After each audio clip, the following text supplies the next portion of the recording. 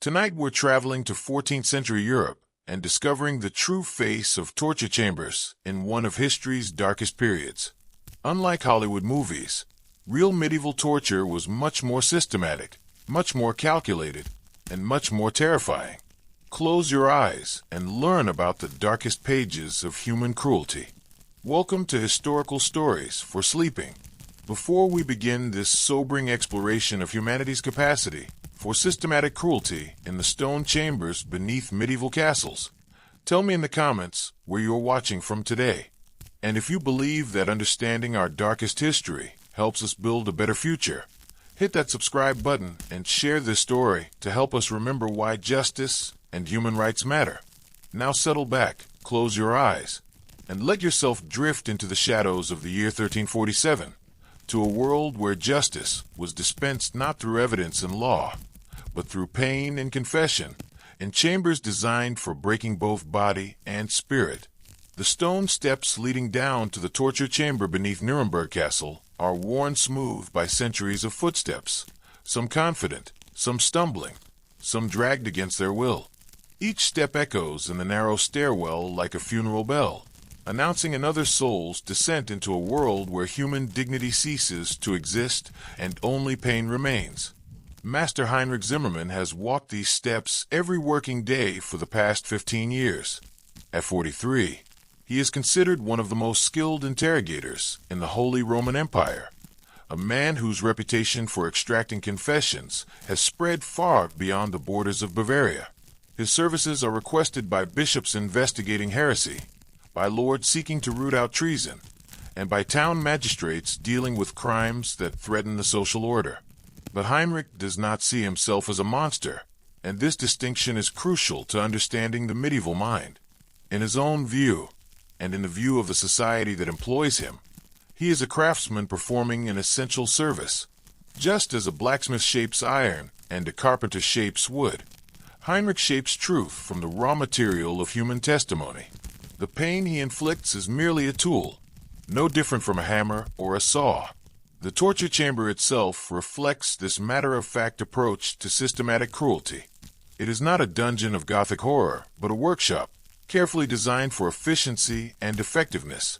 The main room is perhaps 20 feet square, with a vaulted stone ceiling that muffles screams and a floor slightly sloped toward drains that carry away blood and other fluids. Natural light filters in through high, narrow windows that provide illumination while remaining too small and too high for escape. Oil lamps supplement the daylight, their flames casting dancing shadows that add to the psychological pressure on those brought here for questioning. The walls are lined with carefully maintained equipment, each piece designed for a specific purpose in the systematic application of pain. Heinrich inspects his tools with the same attention to detail that a surgeon brings to his instruments, because in many ways, the parallel is exact. Both professions require precise knowledge of human anatomy, careful control of technique, and the ability to keep a subject alive and conscious while performing procedures that would otherwise be fatal. The rack dominates the center of the room, a wooden frame approximately 7 feet long and 3 feet wide, equipped with ropes and pulleys that allow for precise control over the stretching of human limbs. Heinrich checks the condition of the ropes daily, replacing them when they show signs of wear that might cause them to snap at a crucial moment. A broken rope could mean the difference between a productive interrogation and a corpse that provides no useful information. Along the eastern wall stands the strapado, a deceptively simple device consisting of nothing more than a rope thrown over a ceiling beam. But in Heinrich's experienced hands, this rope becomes an instrument of exquisite torture, capable of dislocating shoulders, breaking arms, and inflicting levels of pain that few human beings can endure without breaking. The brazier glows constantly in one corner, heating iron implements to the precise temperatures needed for different types of persuasion. Heinrich has learned through years of experience that red-hot iron produces dramatic initial results, but tends to cause unconsciousness too quickly. Iron heated to a dull orange glow, on the other hand, creates exactly the right level of pain to maintain consciousness while encouraging cooperation. But perhaps the most important tool in Heinrich's arsenal is not made of wood or iron. It is his understanding of human psychology. He knows that the mind breaks before the body, that fear of pain is often more effective than pain itself, and that the careful application of hope and despair can produce confessions more reliably than any physical torture. This psychological expertise begins the moment a prisoner is brought to the chamber. Heinrich meets each new subject at the top of the stairs, studying their face, their posture, their breathing patterns. Is this someone who will break quickly under the threat of torture, or someone whose resistance will require more intensive methods? Are they more afraid of pain, of disfigurement, or of death itself? The descent to the torture chamber is itself a carefully orchestrated psychological assault. Heinrich walks slowly, allowing the prisoner time to absorb the significance of each step downward, away from light and air and human compassion. He speaks in a low, calm voice, explaining what is about to happen with the detached professionalism of a physician describing a medical procedure. You have been brought here because the authorities believe you possess information that you have been reluctant to share. He might begin, his voice echoing slightly in the stone stairwell.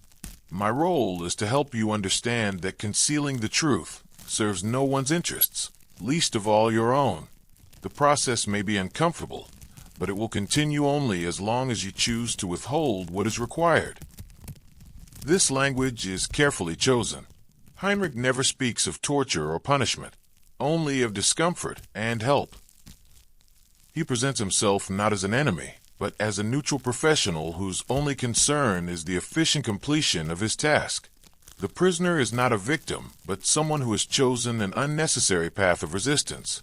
By the time they reach the main chamber, most prisoners are already experiencing the psychological effects that Heinrich intends. The sight of the torture implements, the smell of old blood and fear that permeates the stone walls, the realization that they are completely isolated from any possibility of rescue. All of these factors combine to create a state of mind in which resistance seems futile and cooperation appears to be the only rational choice. But Heinrich knows that this initial shock, while useful, is only the beginning of the process. Some prisoners will indeed confess immediately, either because they're genuinely guilty or because they believe that any confession is better than the alternative. But others will attempt to maintain their innocence, and these cases require the full application of his professional skills. The interrogation always begins with conversation. Heinrich seats the prisoner on a wooden stool in the center of the room, positioning them so they face the rack and can see the glowing brazier in their peripheral vision. He takes his own seat on a simple chair, close enough to maintain eye contact, but far enough away to emphasize the power differential between them. Tell me about yourself, he begins. Your family, your work, your daily routines. Help me understand who you are. This request seems benign, even kind, but it serves multiple purposes. It establishes Heinrich's control over the conversation while gathering information that will be useful later. More importantly, it begins the process of breaking down the psychological barriers that the prisoner has constructed to protect themselves. As the prisoner talks about their normal life, their children, their trade, their hopes and fears, Heinrich listens carefully, not just to the content, but to the emotional undertones.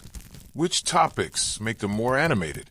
Which subjects cause them to become evasive or uncomfortable? What do they value most highly? And how can that love be used as leverage against them? You have a daughter, I understand. Heinrich might observe after an hour of seemingly casual conversation. 12 years old, a difficult age, when a girl needs her father's guidance most. It would be unfortunate if circumstances prevented you from providing that guidance. The threat is never stated explicitly, but its implications are unmistakable. The prisoner understands that their family's welfare may depend on their cooperation, and that the consequences of continued resistance extend far beyond their own suffering. As the conversation continues, Heinrich gradually introduces elements of physical discomfort. The prisoner might be required to remain standing for hours, or to hold their arms in an awkward position while answering questions. These minor discomforts serve as a preview of what is to come while testing the prisoner's threshold for pain and their willingness to endure suffering rather than provide the desired information. Throughout this initial phase, Heinrich maintains detailed mental notes about the prisoner's responses. Which types of pressure seem most effective? Do they respond better to threats against themselves or against their loved ones? Are they more motivated by fear of pain or by shame at the prospect of public disgrace? All of this information will prove crucial as the interrogation progresses to its more intensive phases, because Heinrich knows that while every human being can be broken given sufficient time and pressure, the key to efficient torture lies in understanding exactly which combination of physical and psychological methods will prove most effective for each individual subject. The afternoon light, fading through the high windows, signals the end of the preliminary phase. The prisoner has been given every opportunity to cooperate voluntarily, and Heinrich has gathered the information he needs to design a more persuasive approach. As he rises from his chair and walks toward the brazier to check the temperature of his irons, Heinrich's voice takes on a slightly different tone. Still professional, still calm, but with an undertone of regret that somehow makes his words more terrifying than any shouted threat. "I had hoped we might resolve this matter through simple conversation," he says, selecting a glowing rod from the coals. "Unfortunately, your continued reluctance to share what you know means we must explore other avenues of communication. The real torture is about to begin." The rack stretches across the center of Heinrich's workshop like an altar dedicated to human suffering, its wooden frame polished smooth by years of use and stained dark with substances that no one examines too closely. To the untrained eye, it might appear to be nothing more than a crude construction of timber and rope, but Heinrich knows better.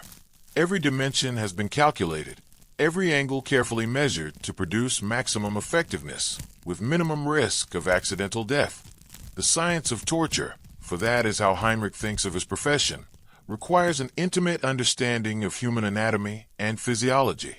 The rack works by gradually stretching the human body beyond its natural limits, applying steady pressure to joints and ligaments until pain becomes unbearable and resistance impossible. But the process must be controlled with mathematical precision. Too much force applied too quickly will result in immediate unconsciousness or death, ending the interrogation before any useful information can be extracted. Heinrich begins by securing the prisoner's wrists and ankles to the frame, using leather restraints that he has specially treated to prevent them from cutting into the skin too quickly. Premature bleeding can lead to infection or shock, both of which interfere with the systematic application of pain. The restraints must be tight enough to prevent escape, but not so tight as to cut off circulation entirely. The actual stretching begins almost imperceptibly. Heinrich turns the windlass at the foot of the rack 1/4 turn, creating just enough tension to eliminate any slack in the ropes without causing immediate discomfort. He then engages the prisoner in conversation, asking again for the information he requires, while their body slowly adjusts to the new position. "You understand, of course, that this process can continue for hours," he explains conversationally, making minor adjustments to ensure the ropes are properly aligned. The human body is remarkably resilient, capable of enduring far more stress than most people imagine. But it does have limits, and I am quite skilled at finding them. Another 1/4 turn of the windlass, and the prisoner begins to feel the first hint of what is to come. The sensation is not yet painful, merely uncomfortable, a gentle pulling at shoulders and hips that could almost be mistaken for an aggressive stretching exercise. But the psychological impact is profound, because the prisoner now understands that this sensation will only increase, that there is no relief coming, and that their body is completely beyond their own control. Heinrich's technique relies on this gradual escalation. Each turn of the windlass produces a new level of discomfort, allowing the prisoner time to consider their options while experiencing a preview of what awaits them if they continue to resist. The process becomes a negotiation between Heinrich's patience and the prisoner's tolerance for increasing pain. "Tell me about the night of October 13th, Heinrich says, his voice remaining conversational even as he adds another quarter turn of tension. Who did you meet with? What was discussed? Remember, we already know some of the facts. I'm simply giving you the opportunity to provide your version of events. This claim of prior knowledge is a standard technique, designed to convince the prisoner that resistance is futile because their guilt has already been established. Whether Heinrich actually possesses any evidence is irrelevant. What matters is the prisoner's belief that their situation is hopeless, and that cooperation offers their only chance of minimizing their suffering. As the tension increases, the prisoner's body begins to respond in predictable ways. Shoulders start to ache as ligaments stretch beyond their normal range. Hip joints begin to separate slightly, creating a deep, burning pain that radiates down the legs and up the spine. Breathing becomes more difficult as the ribcage is pulled into an unnatural position. But Heinrich's skill lies not just in the application of physical stress, but in his ability to read the subtle signs that indicate a prisoner's approaching breaking point. The way their breathing changes, the involuntary sounds they make, the expressions that cross their face, all of these provide information about their psychological state and their likelihood of confession. I can see that you're beginning to understand the seriousness of your situation, Heinrich observes, noting the way the prisoner's eyes have begun to focus more intently on his face, seeking any sign of mercy or reprieve. This is good. Clarity of thought will help you make better decisions about how to proceed. For prisoners who prove resistant to the rack, Heinrich's workshop contains numerous alternatives, each designed to exploit different aspects of human vulnerability. The strappado, for example, attacks the principle that human beings are psychologically unprepared for the sensation of falling, even when they know they will not actually hit the ground. The procedure begins with the prisoner's hands tied behind their back, using a specific knot that Heinrich has perfected over years of practice. The rope must be tight enough to prevent escape, but positioned in such a way that the circulation to the hands is not completely cut off. Numb hands cannot feel pain, and pain is the primary tool of interrogation. The prisoner is then positioned beneath a beam that runs across the ceiling of the chamber, and the rope binding their hands is thrown over this beam and secured to a windlass similar to the one used with the rack. When Heinrich begins to turn the mechanism, the prisoner is slowly lifted off the ground, their entire body weight supported only by their arms, which are twisted behind them in a position that human joints are not designed to accommodate. The pain is immediate and intense. The shoulders begin to dislocate almost immediately, creating a sensation that prisoners uniformly describe as unbearable. But the psychological terror is equally important. The prisoner dangles helplessly in midair, completely dependent on Heinrich's continued attention to the rope. If he were to walk away, if the rope were to break, if his attention were to wander, they would fall and likely be killed by the impact.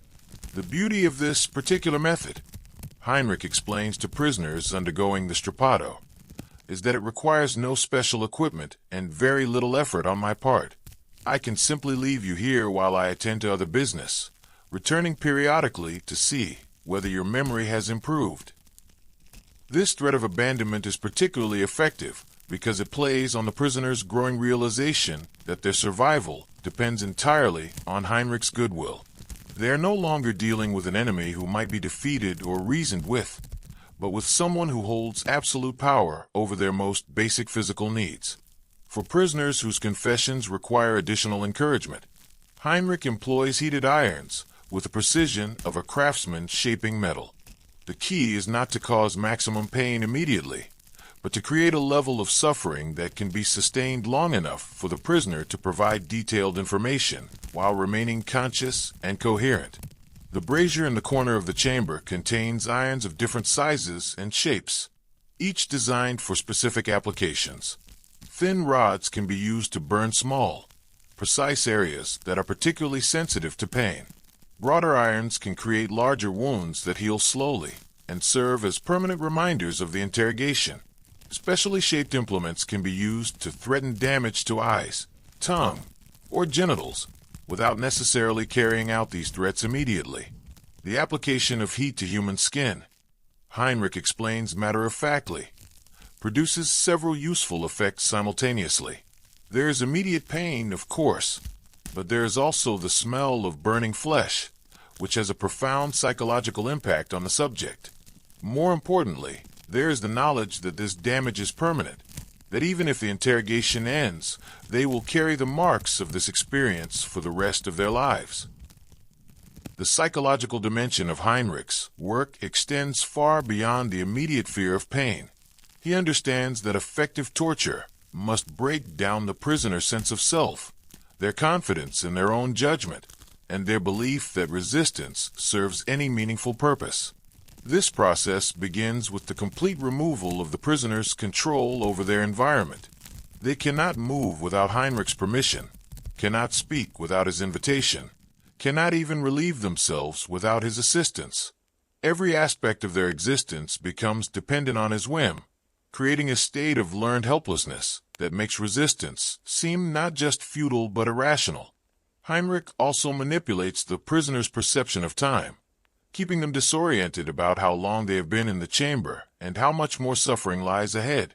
Sometimes he will work intensively for hours, then disappear for what feels like days, leaving the prisoner alone with their pain and their imagination. Other times he will return after just a few minutes, creating the impression that no significant time has passed and that their ordeal has barely begun. Time moves differently here, he tells prisoners who ask how long they have been in the chamber. Hours feel like days. Days feel like years. But I have all the time in the world, and eventually, you will tell me what I need to know. The only question is how much you will suffer before that moment arrives. As night falls outside the chamber's high windows, Heinrich reviews his notes about the day's session, recording which techniques proved most effective and which areas require additional attention. Tomorrow will bring new challenges, new resistance to overcome, and new opportunities to demonstrate the futility of withholding information from someone with his particular set of skills.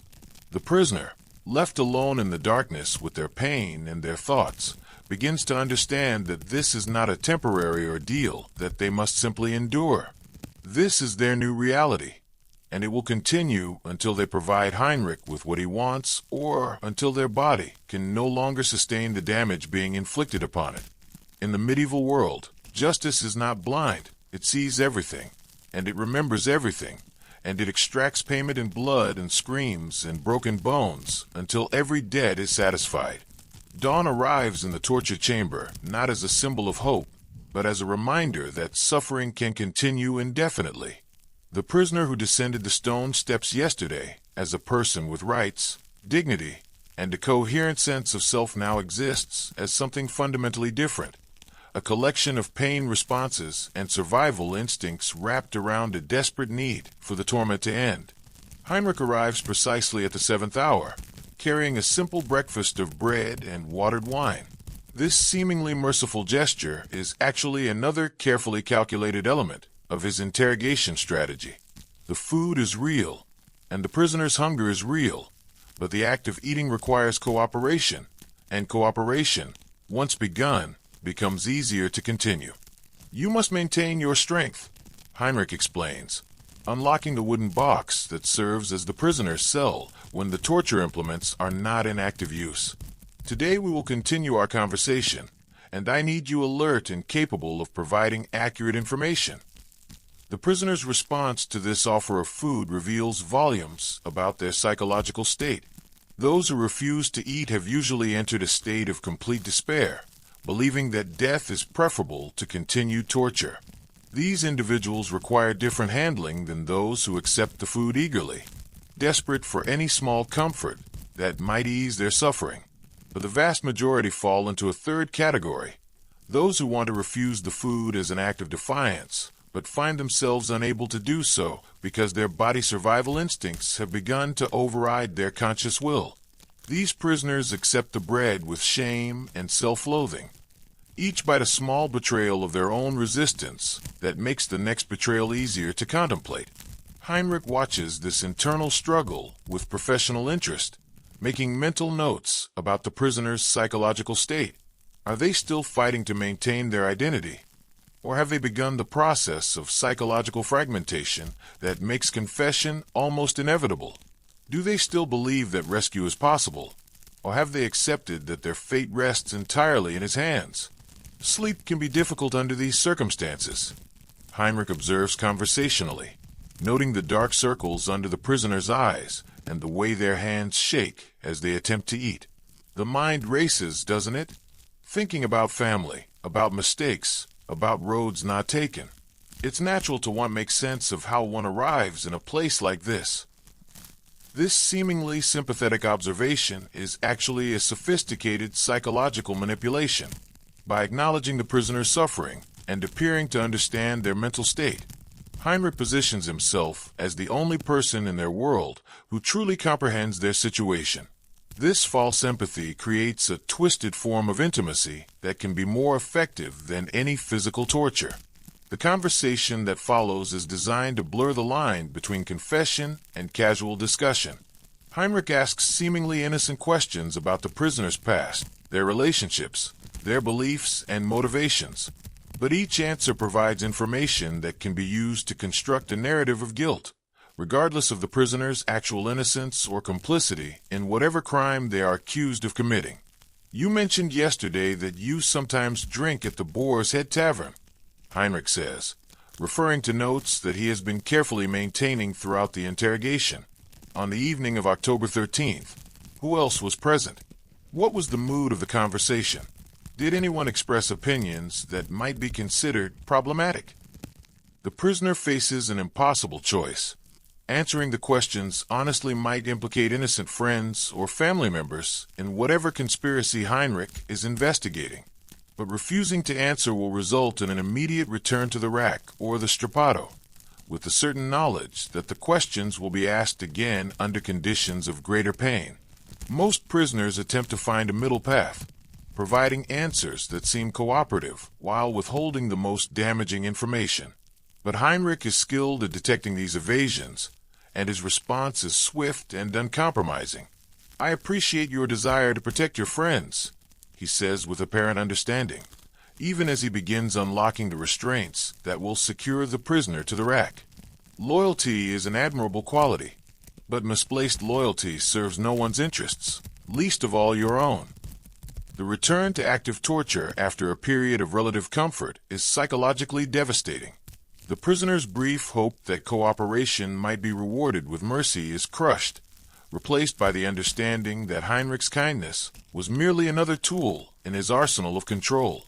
But this realization comes too late to restore the prisoner's original resistance. The psychological barriers that once protected their sense of self have been systematically eroded by hours of pain, fear, and manipulation. Each subsequent session becomes easier for Heinrich and more difficult for the prisoner to endure with their identity intact. The techniques Heinrich employs during this second phase of interrogation are more sophisticated than the crude application of physical pain. He has learned to read the subtle signs that indicate a prisoner's approaching psychological collapse, the way their eyes lose focus, the point at which they stop trying to maintain their dignity, the moment when they begin speaking not to provide information, but simply to fill the silence with words that might postpone the next application of torture. "Tell me about your childhood," Heinrich might request, his voice gentle and conversational even as he slowly tightens the ropes of the rack. "What did your father teach you about loyalty? About duty? About the consequences of poor decisions?" These questions force the prisoner to access their deepest emotional memories while experiencing intense physical pain, creating a psychological association between their most cherished relationships and their current suffering. The technique is designed to contaminate the prisoner's entire sense of self, making it impossible for them to maintain clear boundaries between their identity and their current role as a victim of torture. As the day progresses, Heinrich introduces elements of false hope and genuine despair in carefully measured doses. He might suddenly stop the torture and announce that new evidence has come to light that supports the prisoner's claims of innocence, only to return an hour later with the news that this evidence has been proven false and that the interrogation must continue with increased intensity. These emotional peaks and valleys serve to exhaust the prisoner's psychological resources more completely than steady torture could achieve. Each surge of hope, followed by crushing disappointment, weakens their mental defenses and makes them more susceptible to suggestion and manipulation. "I want to believe you," Heinrich says with apparent sincerity, his voice heavy with regret. "Your story is compelling, and I can see that you are a person of good character who has perhaps made some unfortunate associations. But the evidence against you is substantial, and my superiors expect results. Help me to help you by providing the details that will allow me to present your case in the most favorable light possible." This approach transforms Heinrich from tormentor to potential savior, the only person who stands between the prisoner and even worse treatment at the hands of higher authorities. The prisoner begins to see confession not as defeat, but as collaboration with someone who truly understands their situation and wants to minimize their suffering. The confession, when it finally comes, is rarely a dramatic moment of sudden capitulation. Instead, it emerges gradually through a process of incremental admissions, each one seemingly small and reasonable in isolation, but collectively constructing a narrative of guilt that the prisoner has been manipulated into helping to create. "Perhaps I did speak carelessly about the tax collectors," the prisoner might admit after hours of careful questioning. "And yes, I may have agreed when others criticized the bishop's policies. I suppose that could be interpreted as sedition, although that was never my intention." Heinrich records each admission carefully, building a case that will satisfy his employers while providing the prisoner with the psychological comfort of believing that they have maintained some measure of control over their fate. The final confession document will read as a voluntary admission of guilt, with no mention of the methods used to obtain it. As evening falls and another day of interrogation concludes, the prisoner is returned to their cell with the promise that tomorrow will bring either freedom or continued suffering, depending on their willingness to provide additional details about their associates and activities. But Heinrich knows, as the prisoner is beginning to understand, that there will be no freedom. The confession is just the beginning of a process that will continue until every useful piece of information has been extracted, every associate identified, and every potential threat to the social order neutralized. In the medieval world, justice is not about determining guilt or innocence. It is about maintaining control, preserving hierarchy, and ensuring that those who challenge authority understand the price of their defiance. The prisoner, alone in the darkness with their shame and their pain, begins to comprehend that they are no longer a person but a resource to be exploited until they have nothing left to give. In the gray hours before dawn, while the prisoners sleep fitfully in their cells and the torture implements cool in the darkness, Heinrich sits at his wooden desk reviewing the accounts that chronicle the business side of his profession. For torture in the medieval world is not just a tool of justice, it is a trade, with suppliers and customers, overhead costs and profit margins, apprentices to train and reputations to maintain. The ledger before him tells the story of a thriving enterprise. Lord Adalbert has commissioned a series of interrogations regarding suspected tax evasion among the merchant class, 6 prisoners at 10 silver marks each, plus additional fees for detailed confessions that will implicate other merchants in the conspiracy. The bishop requires discreet questioning of a priest suspected of heretical teachings, a delicate matter that commands premium rates due to the sensitivity of the subject and the need for absolute confidentiality. But Heinrich's most lucrative contract comes from the city magistrates, who have engaged his services to break up a network of grain smugglers whose activities threaten the carefully controlled food supply that keeps the urban population pacified. This investigation could continue for months, generating steady income while providing Heinrich with opportunities to demonstrate the full range of his professional capabilities. The economics of torture are more complex than most people imagine. Heinrich must maintain his equipment in perfect condition, replacing worn ropes and broken mechanisms that could fail at crucial moments. He requires a steady supply of oil for his lamps, charcoal for his brazier, and various medicinal herbs that can keep prisoners conscious and coherent during extended interrogations. More significantly, Heinrich employs two assistants, strong young men, who can operate the machinery that his aging body can no longer handle alone. These assistants must be trustworthy enough to witness the most sensitive interrogations, skilled enough to follow complex instructions, and psychologically resilient enough to participate in activities that would disturb ordinary citizens. Finding suitable assistants is one of the greatest challenges in Heinrich's profession. The work requires a particular type of person, someone capable of inflicting systematic cruelty without losing their sanity or their effectiveness. Too much empathy makes an assistant unreliable when decisive action is required. Too little empathy creates a sadist whose uncontrolled brutality interferes with the careful psychological manipulation that effective torture demands. Heinrich's current assistants are Klaus, a former soldier who lost his position after a battlefield injury left him unfit for active combat, and Wilhelm, a blacksmith's son whose familiarity with metallurgy makes him invaluable for maintaining the heated implements that form such an important part of the torture arsenal. Both men understand that their employment depends not just on their ability to follow orders, but on their discretion regarding what they witness in the chamber. Torture relies on secrecy, not because the authorities are ashamed of their methods, but because the effectiveness of those methods depends on their mystery. A prisoner who knows exactly what to expect is better prepared to resist than one who can only imagine what horrors await them. The training of new assistants follows a carefully structured program that Heinrich has developed over years of experience. New recruits begin by observing interrogations from a distance, gradually moving closer as they demonstrate their ability to remain calm and focused in the presence of extreme suffering. The first rule, Heinrich explains to each new assistant, is that we are not here to inflict pain for its own sake. We are here to extract information.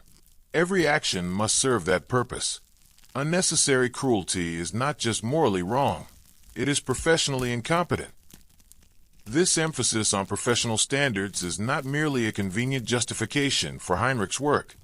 It reflects a genuine belief that torture, properly conducted, serves a necessary social function. In his view, the controlled application of pain in the torture chamber prevents the chaotic violence that would result if criminals and traitors were allowed to pursue their activities unchecked.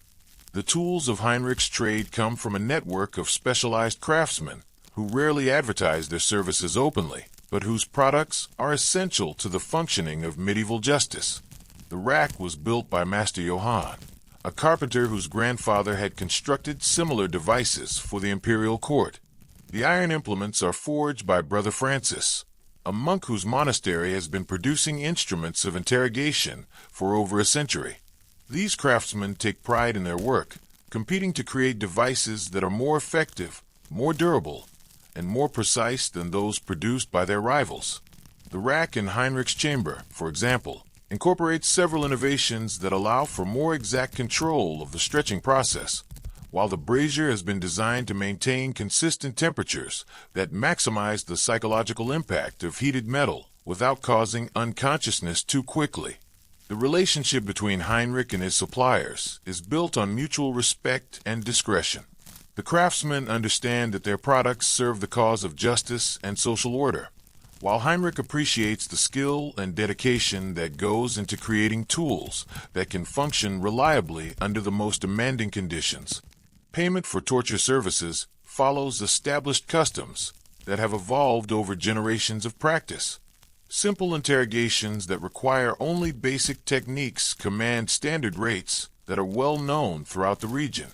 More complex cases that demand specialized skills or extended time commitments are negotiated individually, with fees reflecting both the difficulty of the work and the sensitivity of the information being sought. The most expensive services are those that require Heinrich to travel to distant locations, bringing his expertise to places where local officials lack the skills necessary to conduct effective interrogations. These assignments can take weeks to complete, and often involve not just the extraction of confessions, but the training of local personnel in proper techniques. Heinrich maintains detailed records of every interrogation he conducts, not for legal purposes, but for professional development. Each case provides opportunities to refine his methods, test new approaches, and identify techniques that prove particularly effective with different types of prisoners. A blacksmith studies the behavior of different metals under heat and pressure. Heinrich explains to his assistants. We study the behavior of different personalities under interrogation. The knowledge we gain makes us more effective, which serves the interests of justice and social order.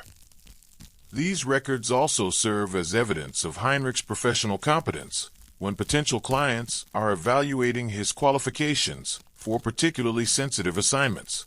A successful interrogation that produces detailed confessions and leads to the apprehension of additional criminals enhances Heinrich's reputation and commands higher fees for future work. The seasonal nature of torture work requires careful financial planning. Winter months typically bring increased business as travel becomes difficult and people spend more time in close quarters where conflicts and suspicions naturally arise. Spring and summer, when agricultural work demands everyone's attention, tend to be slower periods when Heinrich focuses on equipment maintenance and the training of new assistants. But the most important aspect of Heinrich's profession is not financial or technical. It is the psychological toll that the work exacts on those who practice it. Despite his professional demeanor and systematic approach, Heinrich is not immune to the emotional effects of spending his days inflicting calculated suffering on other human beings. He has developed coping mechanisms that allow him to continue functioning effectively. A daily routine of prayer and meditation, a commitment to physical exercise that helps him process stress, and a social life outside the torture chamber that reminds him of his own humanity. We do difficult work that serves a necessary purpose, he tells himself and his assistants. Without our services, society would collapse into chaos, and innocent people would suffer far more than the guilty suffer in our chamber. Whether this justification is morally adequate is a question that Heinrich rarely allows himself to consider. In the medieval world, survival depends on fulfilling one's assigned role in the social order, and his role is to extract truth from those who would conceal it, regardless of the methods required to achieve that goal. As dawn breaks over the castle walls and another day of interrogation begins, Heinrich prepares himself mentally and spiritually for the work ahead. Somewhere in the cells below, prisoners await their next session with the quiet professional who holds their fate in his experienced hands. The business of torture continues, efficient and profitable and utterly necessary, in a world where truth is too important to be left to voluntary confession. The stone steps that lead up from Heinrich's torture chamber are worn smooth not just by the feet of those descending into darkness, but by those few fortunate souls who somehow ascend back into the world of the living. But these survivors carry with them scars that penetrate far deeper than flesh and bone, wounds to the soul that never fully heal and forever mark them as refugees from a realm of systematic cruelty. Brother Marcus was one such survivor, a Franciscan monk accused of harboring heretical texts. He spent 3 weeks in Heinrich's chamber before providing the confession that secured his release. Now, 6 months later, he moves through the monastery with the careful, hesitant gait of someone who has learned that safety is always temporary and pain can return without warning.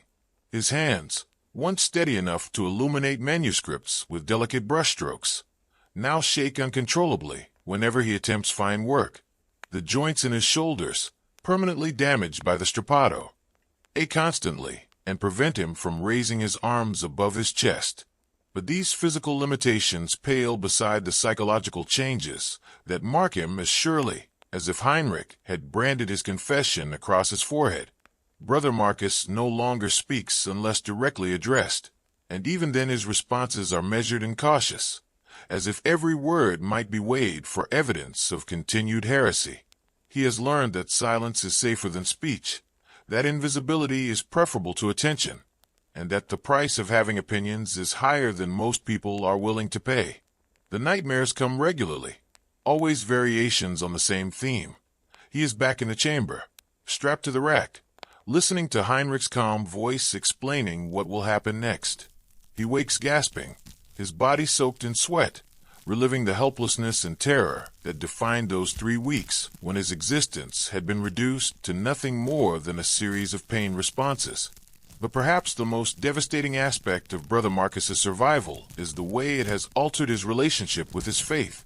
Once, he had believed unshakably in divine justice, in the idea that good would ultimately triumph over evil, and that suffering served some higher purpose. Now, having experienced the methodical application of agony by men who claim to serve God's will, he struggles to reconcile his theological training with his lived experience of systematic cruelty. How does one pray to a God who allows his servants to torture other servants in his name? He confides to Father Benedict, the elderly prior, who has tried unsuccessfully to help him readjust to monastic life. How does one maintain faith when faith itself was used as justification for such careful infliction of pain? Father Benedict has no adequate answer, because the question strikes at the heart of medieval Christianity's uncomfortable relationship with violence. The same church that preaches mercy and forgiveness also maintains the Inquisition, blesses crusades, and provides theological justification for the systematic torture of those whose beliefs deviate from orthodox doctrine. This contradiction is not lost on other survivors of Heinrich's interrogations. Thomas the merchant, who spent 2 months in the chamber before confessing to tax evasion, has returned to his business, but finds himself unable to trust his own judgment about people or situations. The careful psychological manipulation that broke down his resistance has left him second-guessing every decision, doubting every instinct, fearful that his survival depends on anticipating the hidden motives of everyone around him. I find myself studying every customer's face, Thomas explains to his wife, who struggles to understand the fearful stranger her husband has become. I watch for signs of displeasure, hints of suspicion, anything that might suggest they harbor complaints that could be reported to the authorities. I can no longer simply conduct business. Every transaction feels like a potential interrogation. The social stigma attached to survival creates additional burdens for those who return from Heinrich's chamber. While officially they have been cleared of wrongdoing through their confessions, everyone knows that innocent people do not typically find themselves subjected to intensive interrogation.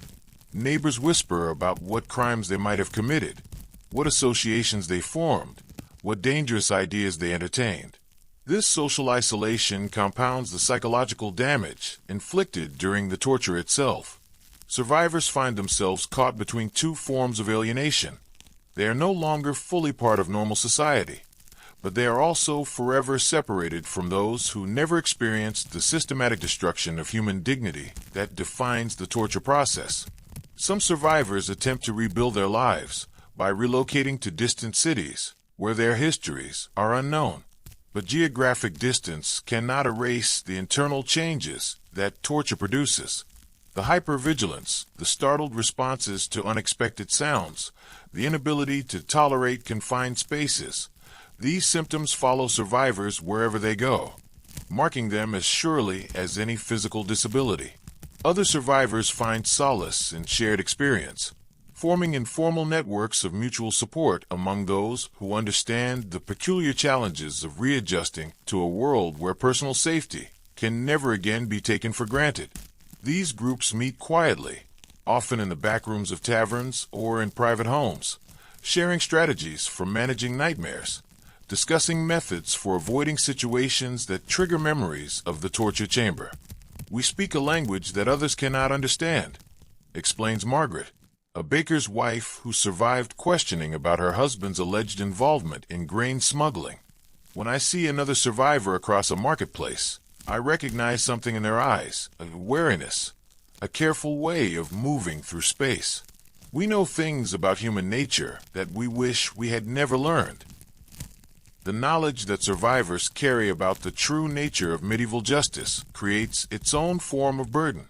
They have seen behind the facade of law and order to witness the arbitrary cruelty that maintains social control. They understand that confession under torture bears little relationship to actual guilt, that the system is designed not to uncover truth, but to reinforce authority through fear. This knowledge makes it impossible for survivors to participate fully in the shared fictions that make community life bearable.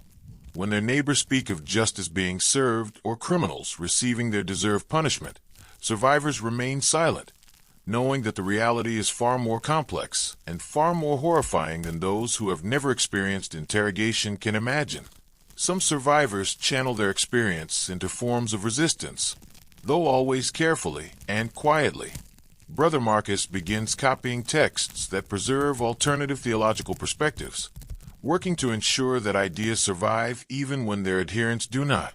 Thomas adjusts his business practices to help other merchants avoid the attention of tax collectors, sharing information about how to conduct commerce without triggering official scrutiny. But for many survivors, the most profound challenge is simply learning to live with the knowledge of what human beings are capable of doing to one another when provided with sufficient justification and institutional support. The systematic nature of Heinrich's methods, the calm professionalism with which he approaches his work, the way torture is integrated into the normal functioning of society, all of this reveals aspects of human nature that most people never confront. The worst part, Brother Marcus reflects during one of his conversations with Father Benedict, is not the pain itself, but the understanding that such pain is carefully planned, methodically applied, and socially approved.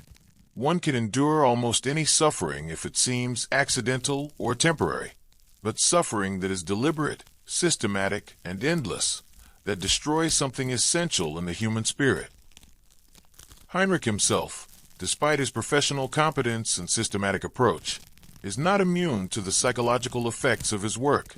After 15 years of conducting interrogations, he has developed his own collection of symptoms: a tendency toward emotional numbness, difficulty forming close relationships, and a worldview that sees cruelty as an inevitable aspect of human nature rather than an aberration to be prevented. He sleeps poorly, though not because of guilt or regret.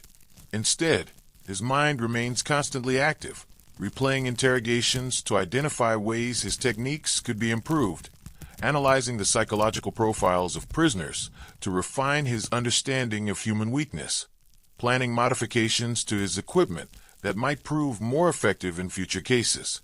"We are all damaged by this work," he confides to Klaus during one of their rare moments of personal conversation. The prisoners, obviously, but also those of us who administer the interrogations. The difference is that our damage serves a purpose. We sacrifice our own psychological well-being to maintain social order and extract the truth from those who would conceal it. Whether this sacrifice is worthwhile is a question that Heinrich, like Brother Marcus, has learned not to examine too closely. In the medieval world, survival often depends on accepting one's role in systems of power and control, regardless of the personal cost of that acceptance. As night falls over the castle and Heinrich completes his daily records, the torture chamber grows quiet once again, but the echoes of what happens in that stone room reverberate far beyond its walls, shaping the lives of survivors, the fears of potential victims, and the character of a society that has made systematic cruelty an integral part of its pursuit of truth and justice. In the darkness below, new prisoners await their turn to discover what human beings will do to extract compliance from those who resist. And in homes throughout the region, survivors lie awake remembering what they learned about pain, power, and the terrible fragility of human dignity when faced with unlimited authority and unlimited time.